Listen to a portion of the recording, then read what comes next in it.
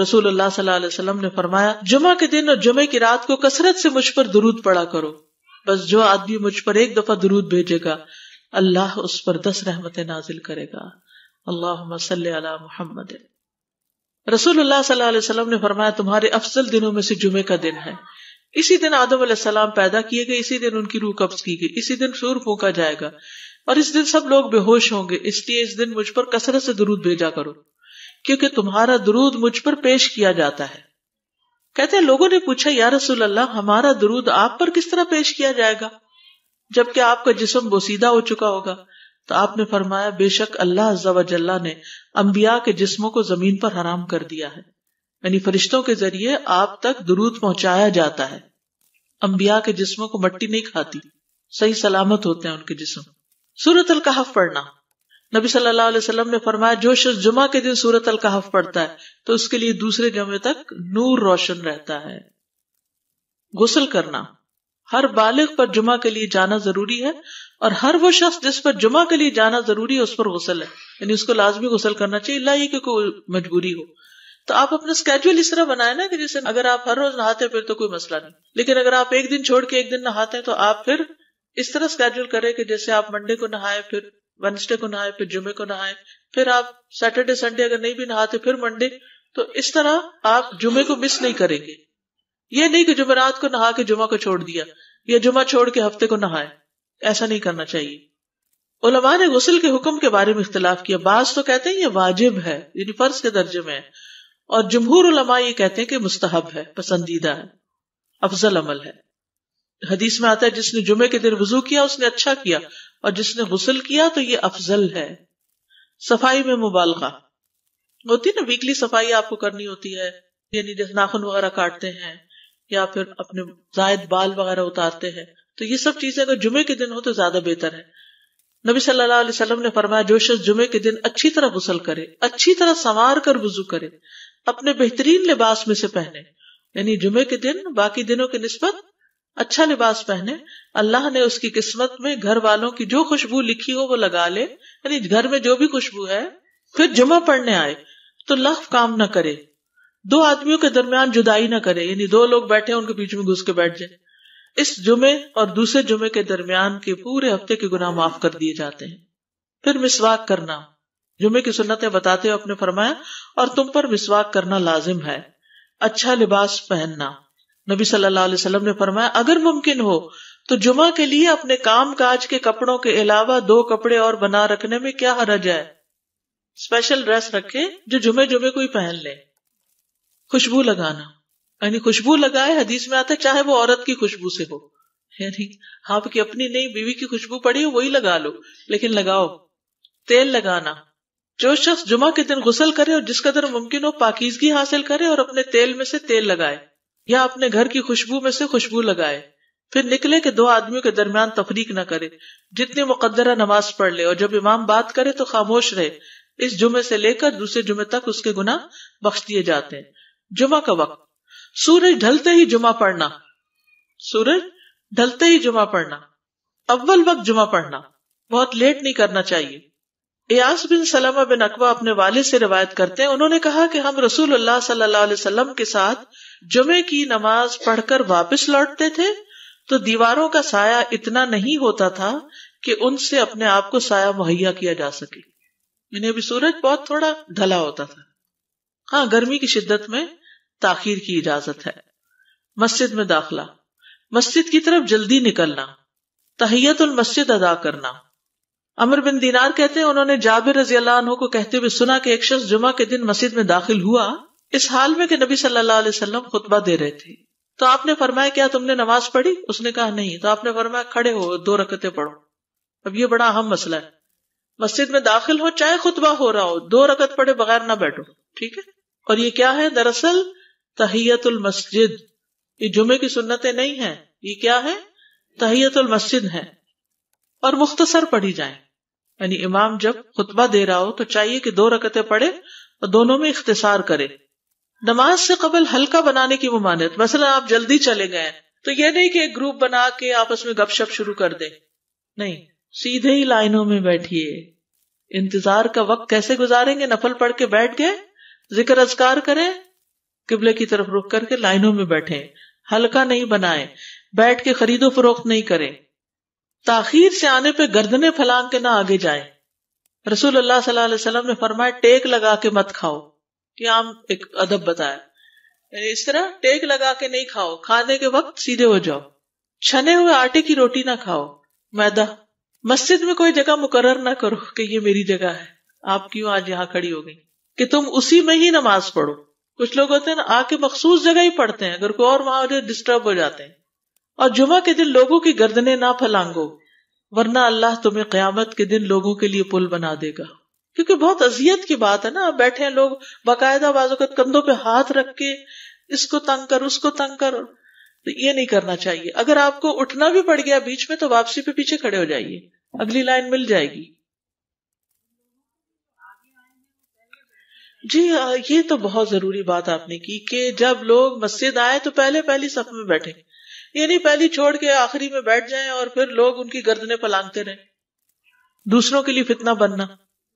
جابر بن عبداللہ رضی اللہ عنہ سے روایت ہے کہ جمعے کے دن رسول اللہ صلی اللہ علیہ وسلم خطبہ ارشاد فرما رہے تھے کہ ایک آدمی مسجد میں داخل ہوا، وہ قریب آ کر بیٹھنے کے لیے لوگوں کے اوپر سے گزرنے لگا۔ رسول اللہ صلی اللہ علیہ وسلم نے فرمایا بیٹھ جاؤ، تحقیق تم نے لوگوں کو تکلیف پہنچائی اور دیر سے آئے۔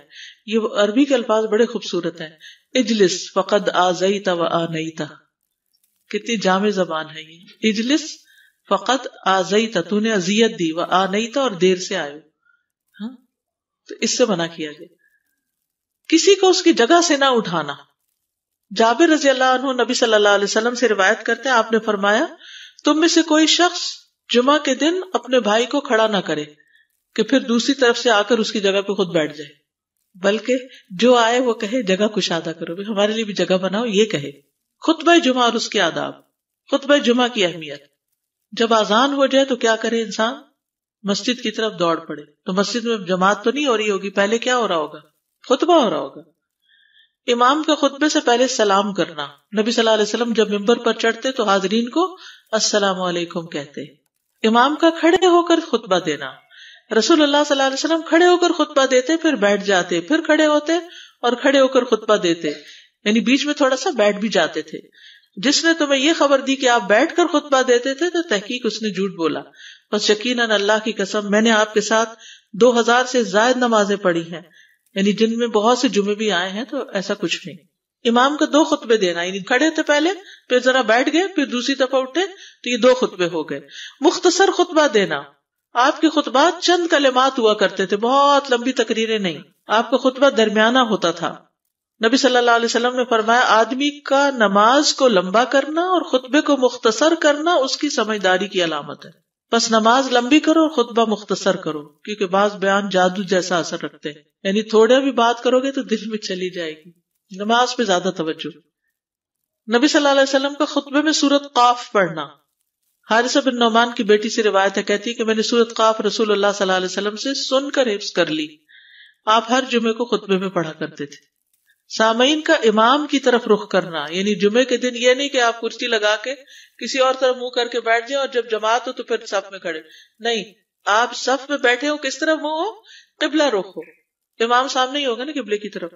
ایک صحابی کہتے کہ جب آپ ممبر پہ چڑھتے تو ہم اپنے چہروں کے ساتھ آپ کی طرف متوجہ ہوتے، ادھر ادھر نہیں دیکھتے تھے خطبے کے دوران۔ امام کے قریب بیٹھنا۔ اللہ کے نبی صلی اللہ علیہ وسلم نے فرمایا ذکر میں حاضر ہوا کرو، یعنی خطبہ میں، اور امام کے قریب بیٹھا کرو، بے شک آدمی دور ہوتا رہتا ہے حتیٰ کہ وہ جنت میں بھی پیچھے ہی ہوگا اگرچہ وہ اس میں داخل بھی ہو جائے۔ یہ تاخیر کی اتنی مذمت ہے۔ خاموشی سے خطبہ سننا، یعنی بات نہیں کرنی چاہیے، کوئی اہم بات بھی نہیں پوچھنی چاہیے۔ ابن مسعود سے روایت ہے کہ انہوں نے ابی ابن کعب سے قرآن کی کسی آیت کے بارے میں سوال کیا جبکہ اللہ کے نبی خطبہ دے رہے تھے، تو انہوں نے اعراض کیا اور کوئی جواب نہ دیا۔ پھر جب آپ نے نماز پڑھائی تو ابی کہنے لگے تمہارا جمعہ ہی نہیں ہوا۔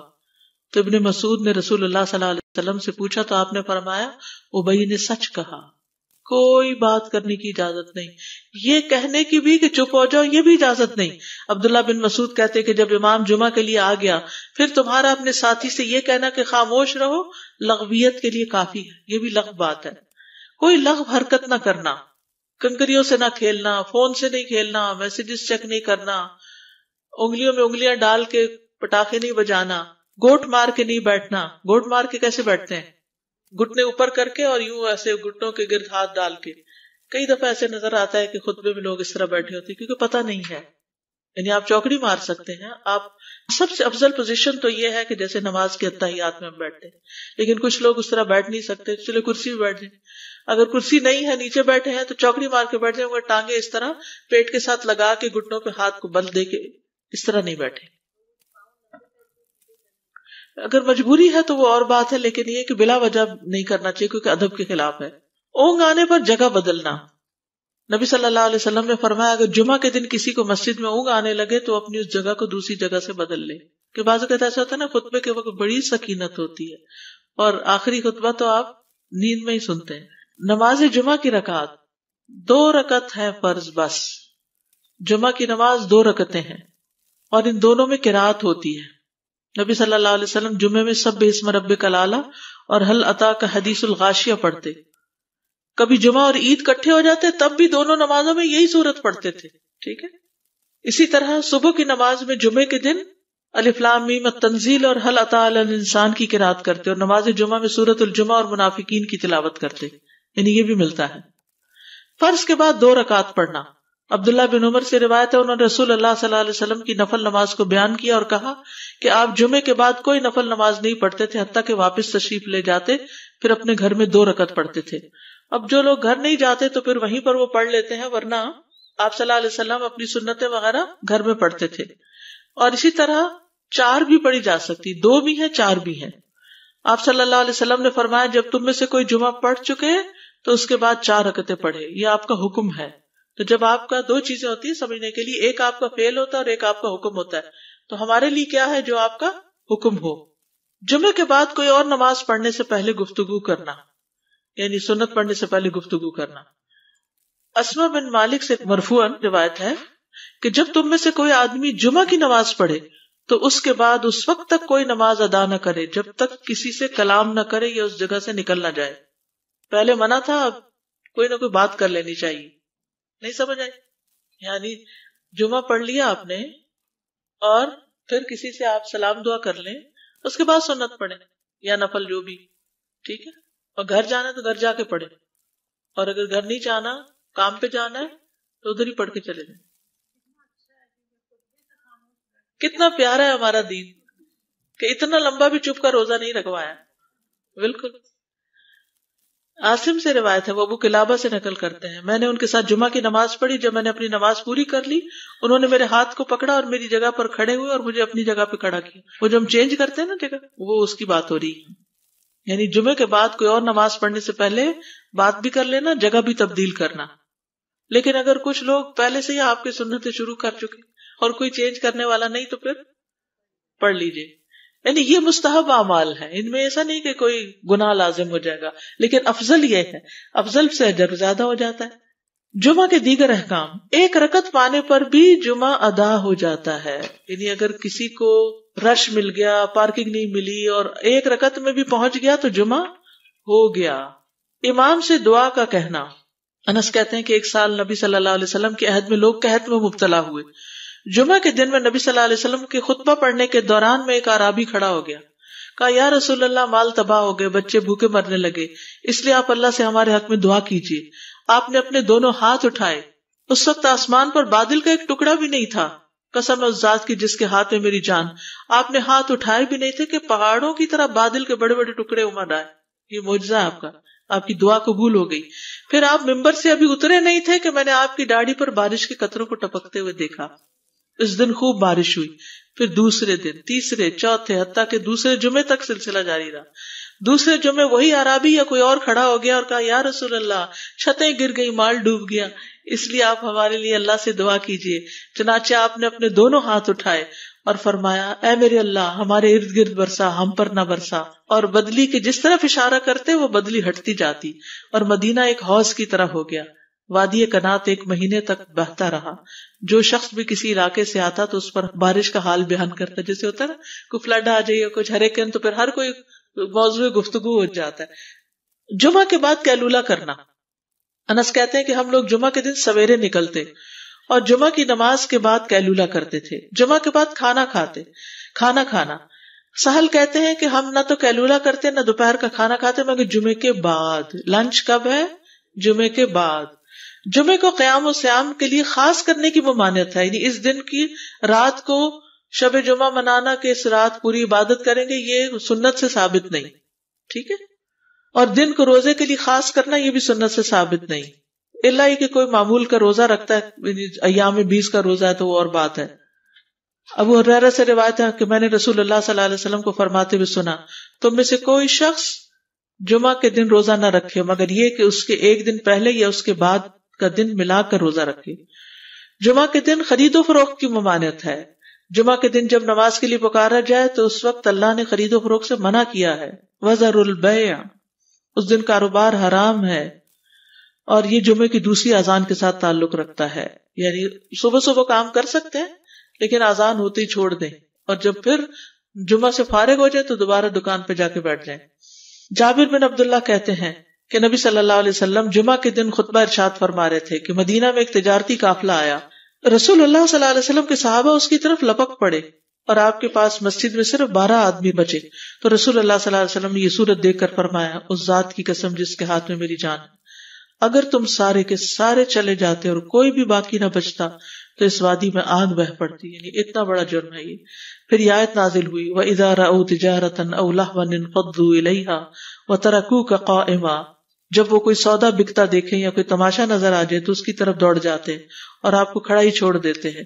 راوی کہتے ہیں جو 12 آدمی رسول اللہ صلی اللہ علیہ وسلم کے ساتھ رہے ان میں ابو بکر اور عمر رضی اللہ عنہ بھی شامل تھے. جمعے کے دن قبولیت کی گھڑی ہوتی ہے، اس وقت اللہ سے بھلائی مانگنی چاہیے. رسول اللہ صلی اللہ علیہ وسلم نے فرمایا، جمعے کے دن میں ایک گھڑی ایسی ہے کہ کوئی مسلمان اللہ سے کسی خیر کا سوال کرتے ہوئے اس کی موافقت نہیں کرتا مگر اللہ اسے وہی خیر عطا کر دیتا ہے. فرمایا یہ ایک چھوٹی سی گھڑی تھوڑی دیر کے لیے ہوتی ہے اور یہ ہر جمعے کو ہوتی ہے. ٹھیک ہے. اور خصوصاً نماز میں بھی اگر کوئی دعا کر رہا ہوتا ہے نا انسان تو وہ بھی قبول ہو جاتی ہے. نماز میں دعا کہاں ہوتی ہے؟ شروع میں ہوتی ہے، رکوع میں ہوتی ہے، سجدے میں ہوتی ہے، تشہد میں ہوتی ہیں. تو اگر یعنی جمعہ پڑھ رہے ہیں اور بیچ میں دعائیں آ گئی ہیں تو ہو سکتا ہے وہی گھڑی آ گئی ہو اور آپ کی دعا قبول ہو جائے. اور یہ تورات میں بھی اس کا ذکر تھا. ابو ہریرہ رضی اللہ عنہ کہتے ہیں کہ رسول اللہ صلی اللہ علیہ وسلم نے فرمایا، بہترین دن جس میں سورج طلوع ہوتا ہے جمعہ کا دن ہے. اس دن میں ایک گھڑی ایسی ہے کہ نماز کی حالت میں اگر کوئی مسلمان بندہ اللہ عز و جل سے کچھ طلب کرے تو وہ اس کو ضرور دیتا ہے. کعب نے کہا ایسا سال میں ایک مرتبہ ہوتا ہے؟ تو میں نے کہا نہیں بلکہ ہر جمعہ کو ہوتا ہے. کہتے ہیں پھر کعب نے تورات پڑھی تو کہا نبی صلی اللہ علیہ وسلم نے سچ فرمایا. ابو ہریرہ رضی اللہ عنہ کہتے ہیں کہ میں بعد میں عبداللہ بن سلام سے ملا اور ان سے اپنی اور کعب کی مجلس کا بتایا تو عبداللہ بن سلام رضی اللہ عنہ نے کہا میں جانتا ہوں وہ گھڑی کب آتی ہے. ابو ہریرہ نے کہا مجھے بھی بتائیے. انہوں نے کہا وہ جمعہ کے دن میں آخری گھڑی ہے. میں نے کہا یہ جمعے کے دن کی آخری گھڑی کیسے ہو سکتی ہے؟ حالانکہ رسول اللہ صلی اللہ علیہ وسلم نے فرمایا جو مسلمان بندہ اس کو نماز پڑھتے ہوئے پائے. اس وقت میں کوئی نماز نہیں پڑھی جاتی. تو عبداللہ بن سلام نے کہا کیا رسول اللہ صلی اللہ علیہ وسلم نے یہ نہیں فرمایا جو شخص نماز کے انتظار میں بیٹھا رہے وہ گویا نماز ہی کی حالت میں ہے حتیٰ کہ نماز پڑھ لے؟ کہتے ہیں میں نے کہا ہاں. تو انہوں نے کہا بس یہی ہے. یعنی اس وقت کیا کرنا چاہیے؟ آخری گھڑی میں وضو وغیرہ کر کے مغرب کی نماز کے انتظار میں بیٹھ کے دعائیں کریں، اذان ہو تو نماز پڑھ لیں. عصر کے بعد سے مغرب تک کا وقت ہے. انس بن مالک سے روایت ہے کہ نبی صلی اللہ علیہ وسلم نے فرمایا جمعہ کے دن اس گھڑی کو جس میں دعا کی قبولیت کی امید کی جاتی ہے عصر سے لے کر سورج ڈوبنے تک کے درمیان تلاش کرو اور دن کی آخری گھڑی ہے. تو اللہ سبحانہ وتعالی ہمیں اس دن کی برکتوں سے فائدہ اٹھانے کی توفیق عطا فرمائے.